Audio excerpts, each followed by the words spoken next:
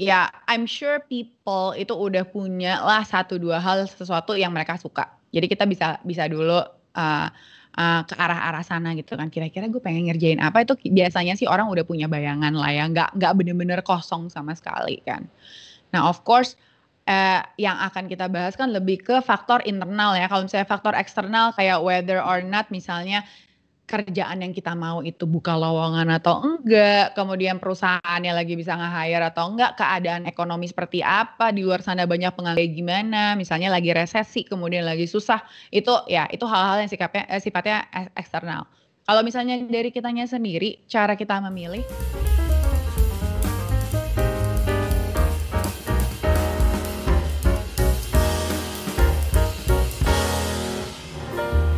Oke, kita kan udah ngomongin passion udah dari awal sampai akhir, dari konsep ke semuanya dan itu attitude dan segala macam. Jadi nih Kak, aku ada dua pertanyaan terakhir. Ya, Hmm. hopefully ini terakhir ya. Uh, untuk yang baru lulus nih, jadi itu harus nyari kerja yang kayak apa gitu Kak? Besides kita harus juga mikirin strategically ya, harus kayak kerjaan yang karir pathnya ada dan misalnya gajinya oke gitu. But besides that, apalagi sih hal yang things to consider gitu. Dan ada dan tips-tips untuk yang kayak kita-kita yang lagi yang baru kayak 3 tahunan kerja, middle of career kali, itu when to know the next move gitu. Itu sih Kak. Oke, itu by the way 3 tahun tuh bukan middle of career ya, itu Oh iya early maaf, career banget ya. aku ngebut geng anaknya. Yes. Oke.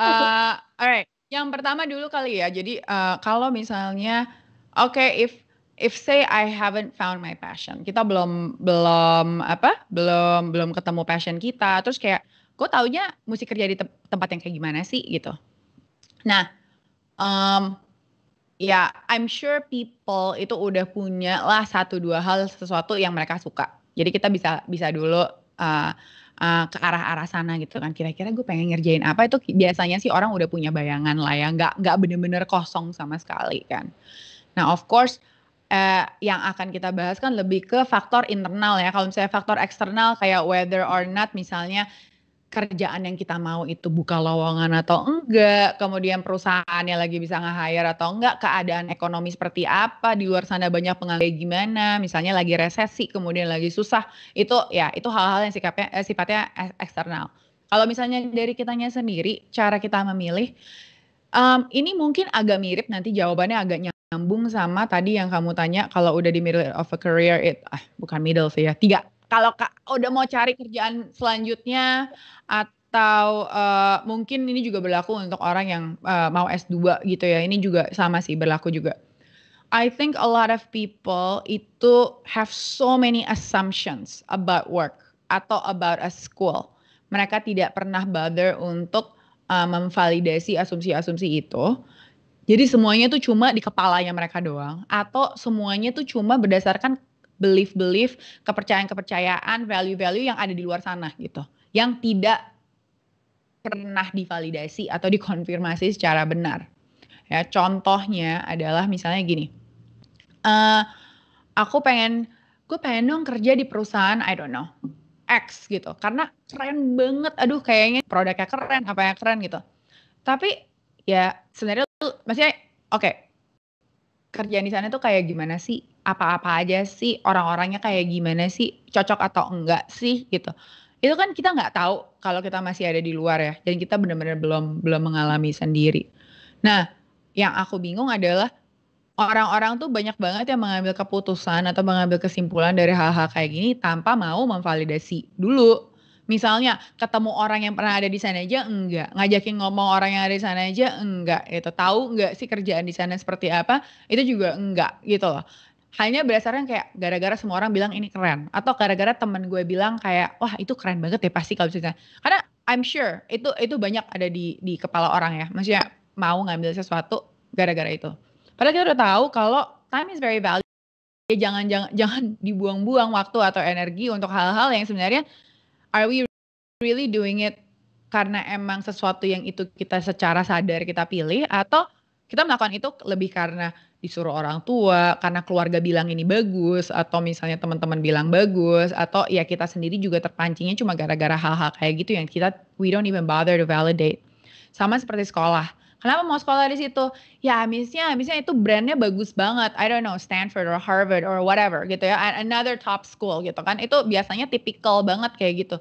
Do you know people who graduated from there? Why do you want to go there? Gitu kan. Kayak emang terus orang-orang itu kalau lulus ngapain? Wah, orang-orang itu kalau lulus soalnya langsung jadi CEO. Oke, emangnya semua CEO harus lulusan dari situ? Itu benar atau enggak? Maksudnya gitu loh, kan lebih kayak gitu kan. Because people take that and they become CEO kan doesn't mean that you have to follow that exact same path and doesn't mean it works, right? And causation is not really correlation, itu nggak sama gitu loh, right? Ya gini, oke, Steve Jobs, Bill Gates, Mark Zuckerberg, semuanya itu nggak lulus kuliah, drop out.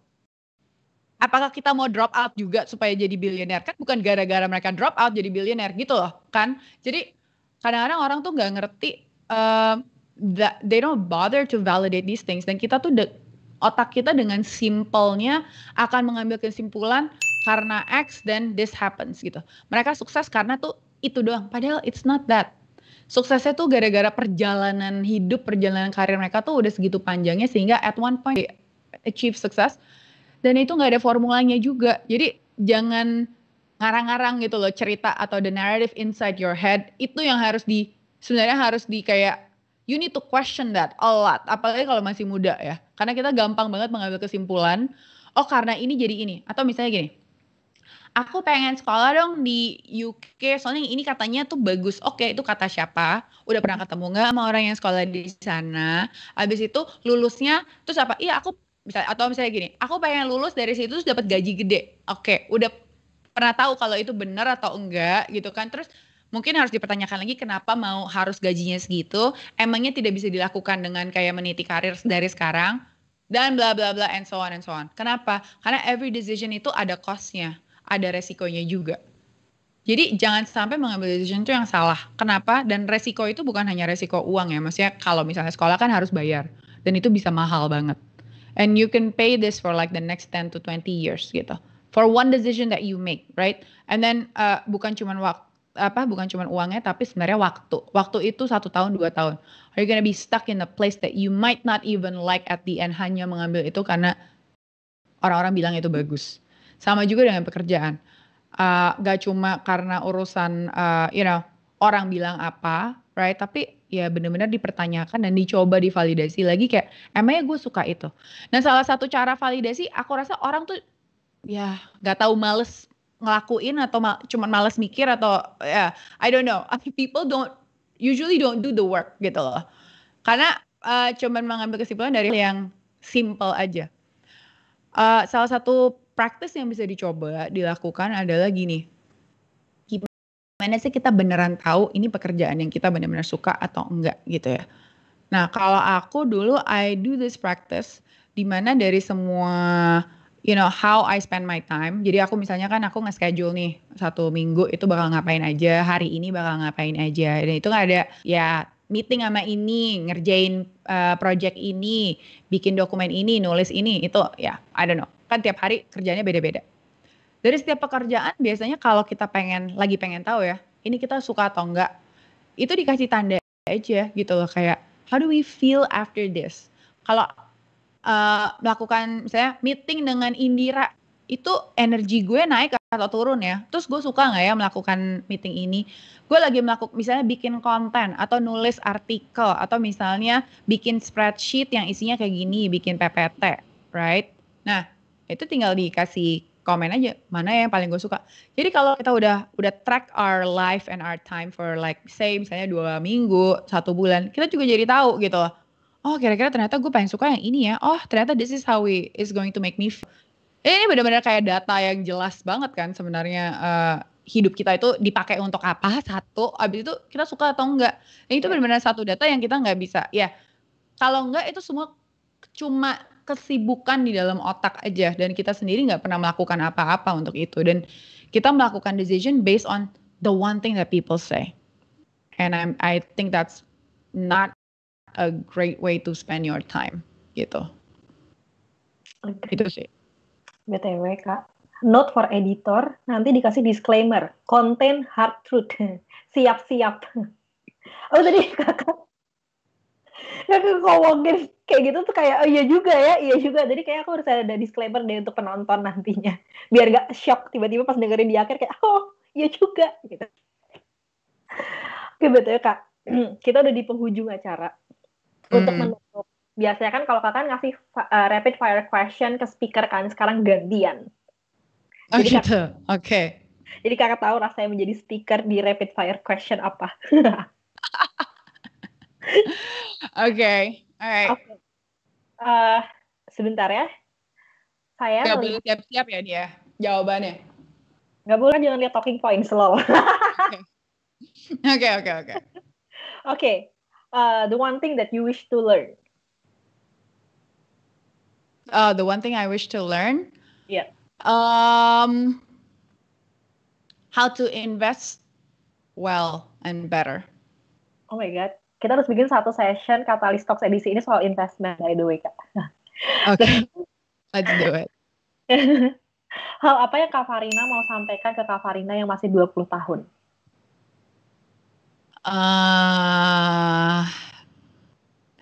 Take it easy, santai aja. Everything is gonna be okay. Coffee or tea? Coffee. Oke. BTW gara-gara Kak Farina aku menjadi coffee snob. Swimming or reading books? Oh my god, I love both. Aduh, susah ya. Kadang-kadang aku swimming pun membaca buku sambil dengerin audiobook. Oh my god. Ada telat. Pilih Kak, harus pilih. Oh, harus dipilih. Well, it's a completely different thing.